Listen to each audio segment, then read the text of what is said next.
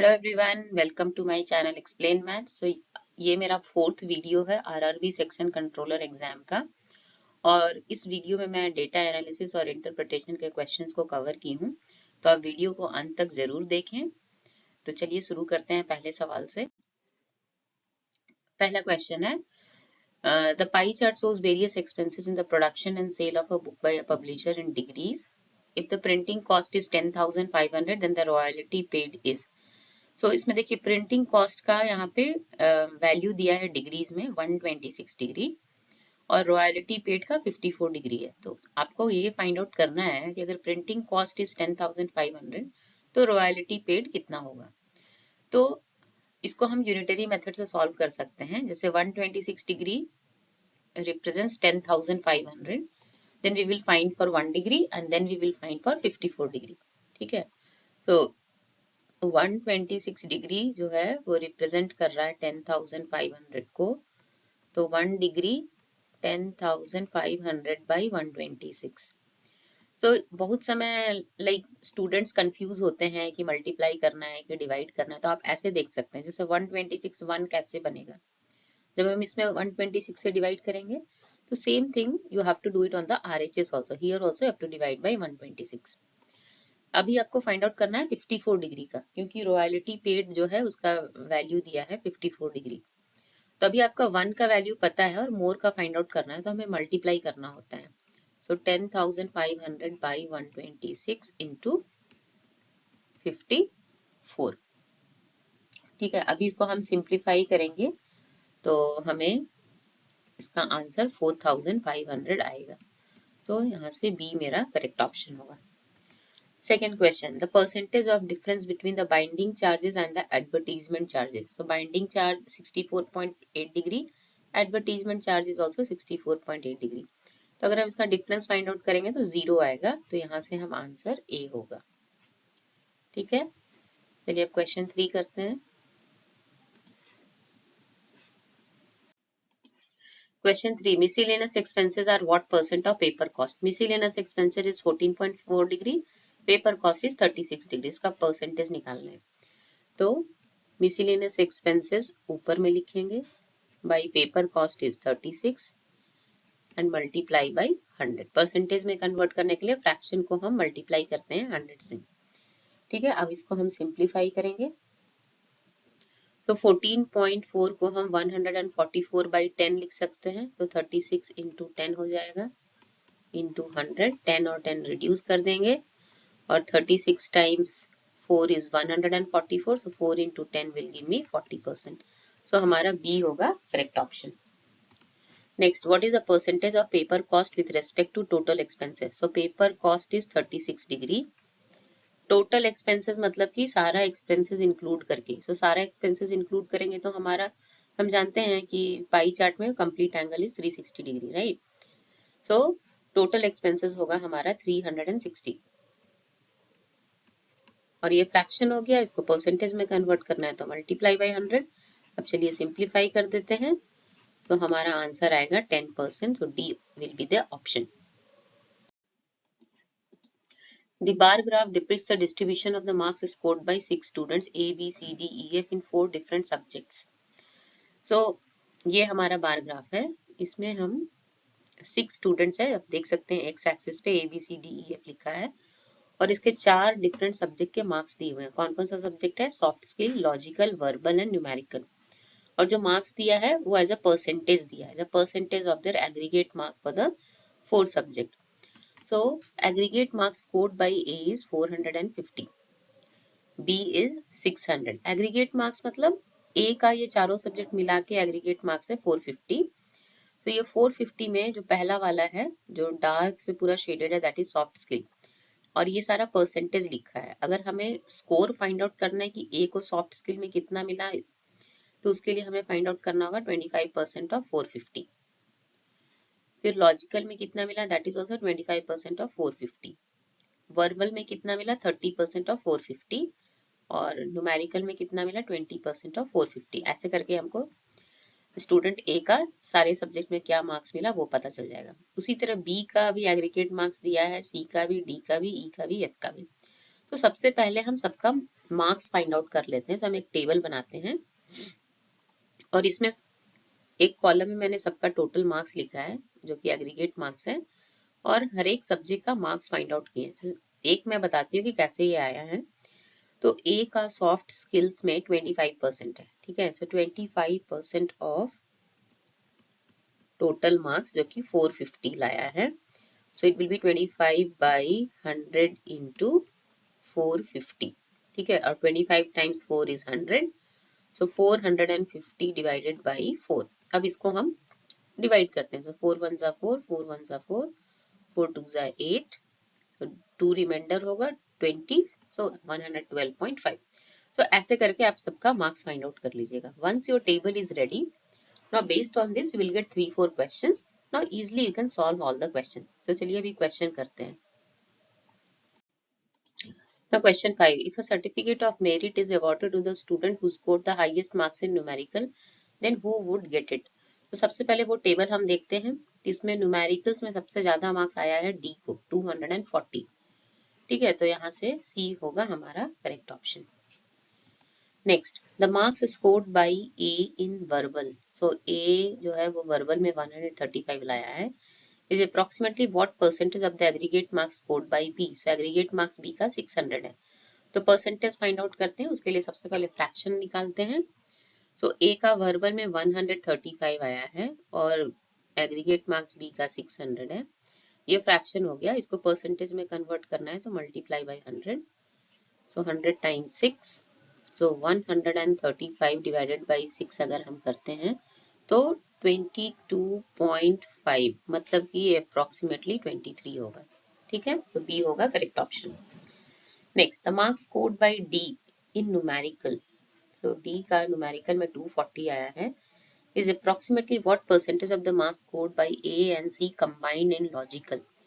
तो ए का लॉजिकल में 112.5 है और सी का 172.5 है। तो इसको अगर हम ऐड करते हैं 112.5 और 172.5, तो हमें मिलेगा 285। अब परसेंटेज निकालते हैं।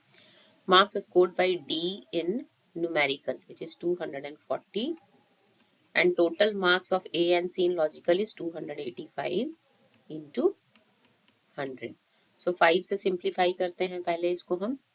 So 5 times 4 20, 5 times 8 40, फिर यहाँ पे 5 5 are 25, so 4800 divided by 57। और इसको अगर हम डिवाइड करेंगे तो हमें आंसर आएगा 84.2 something. Okay, so approx answer is C option.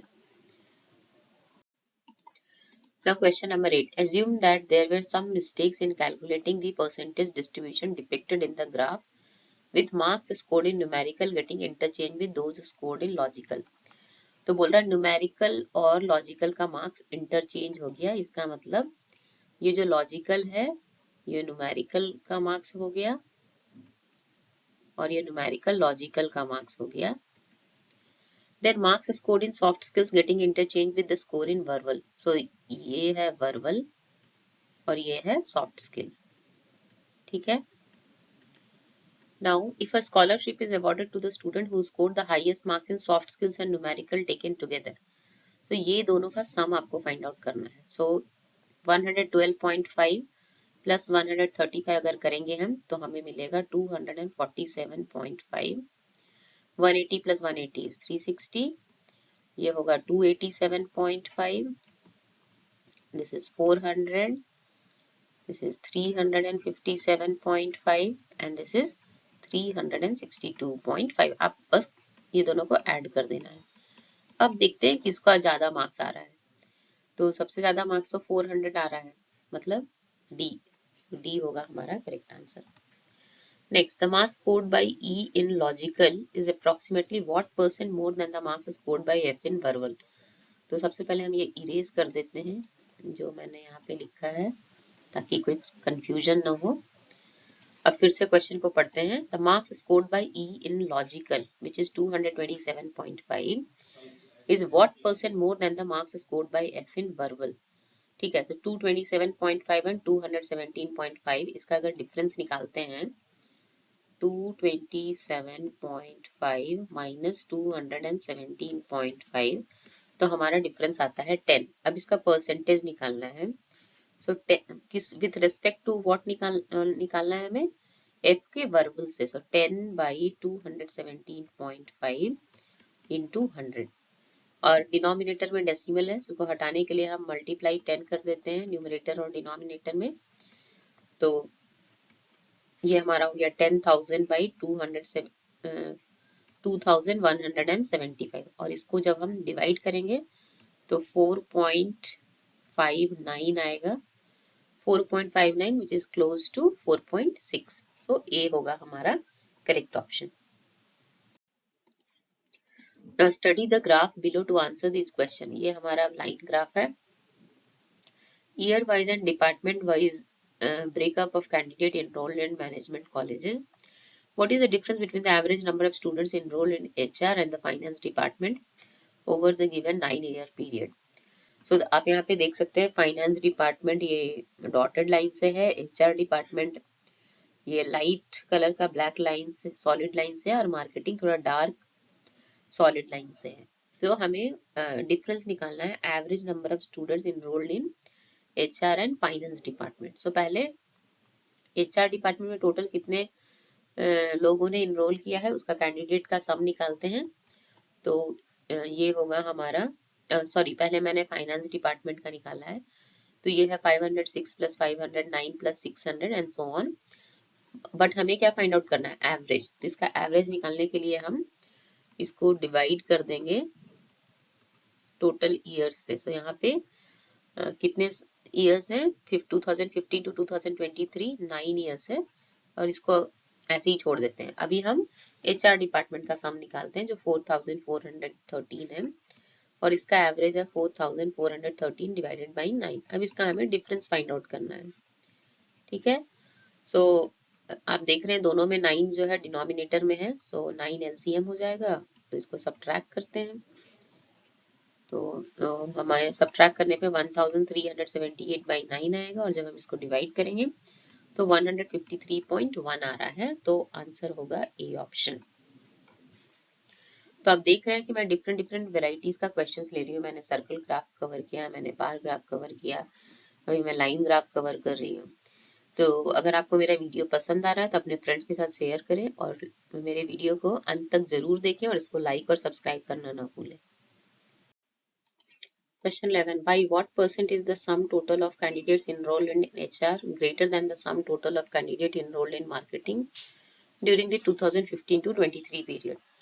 तो कितने लोग HR में डिपार्टमेंट इनरोल है, तो मैंने पहले ही निकाला था, विच इज 4413, और मार्केटिंग का टोटल है 3504। अब हमें परसेंटेज निकालना है कि HR का कितना ज्यादा है मार्केटिंग से। सो इसके लिए हमें पहले ये पता करेंगे कि HR डिपार्टमेंट में कितना ज्यादा, उसके लिए सब्ट्रैक्ट करेंगे, और हमें ये परसेंटेज फाइंड आउट करना है with respect to marketing. So denominator में मार्केटिंग का आएगा इंटू 100। इसको सब्ट्रैक्ट करेंगे तो हमें 909 मिलेगा। 909 इंटू 100 इज 90,900 डिवाइडेड बाई 3504, और इसको अगर हम डिवाइड करते हैं तो हमें आंसर आएगा 25.94 अप्रॉक्स। सो ए होगा हमारा करेक्ट आंसर। बी है, what is the ratio of the difference in number of candidate enrolled in finance and HR department respectively in the year 2015 and 2019। तो 2015 में फाइनेंस और HR, सो फाइनेंस यहाँ है, HR यहाँ, जिसका डिफरेंस है 506 minus 447, जो कि मिलेगा मुझे 59, और 2019 में है 623 माइनस 500। तो 623 माइनस 500 करने पे 123 आएगा। सो रेशियो होगा 59:123। So A option.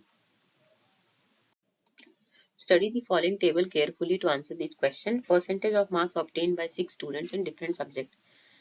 So subject का नाम दिया है history, geography, mathematics, science, economics and English. Maximum marks is 50, 50, 100, 75, 100 and 120, and there are total 6 students. and these are not marks, these are the percentage given. Okay, so the history paper was 50 marks, the child scored 86%, so marks will be 86% of 50. तो पहला question है what are the average marks obtained by all the students in geography. So ये percentage दिया, first इसका हम marks निकालेंगे. सो marks होगा हमारा 82% ऑफ 50 फॉर फर्स्ट स्टूडेंट. सो अगर 82% ऑफ 50 करते हैं तो ये होगा 82/100 into 50. So 50 times 2, so 82/2 is 41. तो ये होगा 41. सो अगर आप देखते हैं कि 50/100 तो सब में आएगा, सो इसका मतलब ये सारे नंबर को डिवाइड बाई 2 करना है. तो ये हो जाएगा 37, ये होगा 46, ये होगा 42, सबको 2 से डिवाइड कर देना है. 33, 32 और ये सबको ऐड करेंगे तो हमें मिलेगा 231. बट हमको एवरेज फाइंड आउट करना है. सो 231 डिवाइडेड बाई 6, इसको डिवाइड करेंगे तो 38.5 आएगा. तो सी होगा हमारा correct option. Question 14, marks obtained by E in economics. So E को इकोनॉमिक्स में 62% मिला है, मतलब 62% ऑफ 100 करेंगे तो वो 62 ही होगा. Is what percent of the total marks obtained by him in all the subjects together. तो सबसे पहले हम सारे सब्जेक्ट का मार्क्स निकाल लेते हैं. तो हिस्ट्री में 72% ऑफ 50, सो 72/100 इंटू 50, सो 50/2, सो ये हो गया हमारा 36. ज्योग्राफी में 66% ऑफ 50, मतलब 66/2, 33. मैथ्स में 82% ऑफ 100, सो 100 और 100 कैंसिल हो जाएगा तो मार्क्स 82 रहेगा. साइंस में 87% ऑफ 75, तो ये हमारा निकलेगा 65.25. इकोनॉमिक्स में 62 क्योंकि आउट ऑफ 100 है. और इंग्लिश में 78% ऑफ 120. तो इसका अगर हम निकालते हैं तो 78/100 इंटू 120, एक जीरो कैंसिल. 78 इंटू 12 जो है वो 936/10 है, जो कि 93.6 है. और अगर हम ऐड करते हैं ये सारे मार्क्स को 36, 33, 82, 65.25, 62 और 93.6, ये सबको हमें ऐड करेंगे तो हमें मिलेगा 371.85. हमें निकालना क्या है, marks obtained by E in economics. Economics में 62% of 100 which is 62 only, is what percent of the total marks. तो टोटल मार्क्स इज 371.85 इंटू 100. तो हमें इसको सॉल्व करेंगे तो ये 16.67 ऐसा कुछ आएगा, जो कि अप्रोक्सीमेटली 17% होगा. सो डी होगा correct option. Next, what is the overall percentage of the marks obtained by all the students in English. So ये सबको ऐड कर देंगे, तो इसको ऐड करने पे हमें मिलेगा 414. ठीक है, और ओवरऑल परसेंटेज है, सो टोटल 6 स्टूडेंट्स है, 414 डिवाइडेड बाई 6, सो आंसर आएगा 69, जो कि बी होगा हमारा correct option. Next question, study the following information carefully to answer this question. इसमें दो चीज दिया है, एक टेबल भी दिया है जिसमें मेल और फीमेल का रेशियो, और एक पाई चार्ट दिया है जिसमें percentage of employees in various departments of an organisation is given, और मेल फीमेल रेशियो भी अलग से दिया है. Total number of employees is 2500. पहला क्वेश्चन है, what is the ratio between male employees in administration and printing department respectively. ठीक है, तो सबसे पहले ये फाइंड आउट करते हैं कि एडमिनिस्ट्रेशन डिपार्टमेंट में कितने लोग काम कर रहे हैं और प्रिंटिंग डिपार्टमेंट में कितने लोग काम कर रहे हैं. तो हमें यहाँ से पता चलेगा एडमिनिस्ट्रेशन में 12% ऑफ द टोटल एम्प्लॉय काम कर रहे हैं. सो एडमिनिस्ट्रेशन को मैं ए से रिप्रेजेंट करती हूँ. सो एम्प्लॉयज होंगे 12% of 2500. So 12/100 into 2500. So 12 into 25 अगर हम करते हैं तो 300 मिलेगा. So और एडमिनिस्ट्रेशन में मेल फीमेल रेशियो है 7:5. ठीक है, so रेशियो को हम अगर x मान लें तो 7x is male, 5x is female, और दोनों का सम मिला के होगा 300. So 12x is 300. तो जो हमारा x का वैल्यू आएगा वो 300/12 आया, विच इज 25. और मेल, हमें यहाँ पे रेशियो मेल एम्प्लॉयज का निकालना है, तो मेल एम्प्लॉयज 7x, 7 इंटू 25, इसको हम इतना ही छोड़ देते हैं। अब चलते हैं प्रिंटिंग डिपार्टमेंट का। तो प्रिंटिंग डिपार्टमेंट इज 6% ऑफ 2500। ठीक है, तो ये होगा 6/100 इंटू 2500। सो 6 इंटू 25 अगर करते हैं तो 150 मिलता है। और प्रिंटिंग डिपार्टमेंट में mail female ratio is 2:1। So ratio को y मान लेते हैं। तो 2y is male and y is female, और दोनों का सम मिला के होगा 150। सो 3y इज 150। सो y का वैल्यू आ गया यहाँ से 50। और mail employees is 2y। So 2 into 50। अभी हमें रेशियो निकालना है। ठीक है, रेशियो निकालना है mail employees in administration which is 7 into 25 with mail employees in printing 2 into 50। So 25 times 2, so 7/4. So ratio is 7:4. A option. Next question number 17. What is the difference between total number of employees in IT and operation department? तो IT department में 14% है और operation department में 18%। इन दोनों का difference अगर करें 18% minus 14%, ठीक है, 18% minus 14% of total employees which is 2500।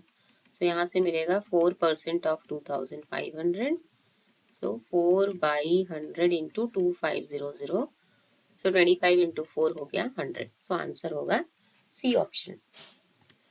Next is how many female employees are there in HR department. तो पहले ये फाइंड आउट करते हैं टोटल एम्प्लॉयज कितने काम करते हैं HR में।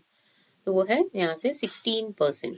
सो 16% of 2500। So 16/100 into 2500. So 16 into 25 which is 400। ठीक है, अब हमें फीमेल एम्प्लॉयज निकालना है। So रेशियो तो यहाँ दिया है 5:3। चाहे आप रेशियो को x मान के सॉल्व करें या दूसरा तरीका है, female total part is 5 + 3 which is 8. So out of 8 part 3 part is female. So fraction will be 3/8. 3/8 of total employees which is 400. So 3/8 into 400. So 8 times 50. So 3 into 50 is 150. तो मैंने इस तरह के क्वेश्चन को सॉल्व करने का आपको दो तरीका बताया। एक तो आप रेशियो को x मान के भी सॉल्व कर सकते हैं जो मैंने पिछले क्वेश्चन में किया, या नहीं तो आप टोटल पार्ट फाइंड आउट करके फिर फ्रैक्शन निकाल के और उससे भी कर सकते हैं। तो मैंने टोटल 18 क्वेश्चंस को डिस्कस किया है पूरे डिटेल से। Each and every step I have explained it clearly. अगर आपको मेरा वीडियो पसंद आ रहा है तो प्लीज़ मुझे कमेंट कीजिए और अपने फ्रेंड के साथ जरूर शेयर कीजिए और वीडियो को अंत तक जरूर देखिए, क्योंकि जो भी मैं क्वेश्चन सॉल्व कर रही हूँ ये बहुत ही इंपॉर्टेंट क्वेश्चन है और ये किसी न किसी एग्जाम्स में आए हुए हैं। ठीक है, तो आज के लिए इतना ही, फिर मिलते हैं अगले वीडियो में। Thank you.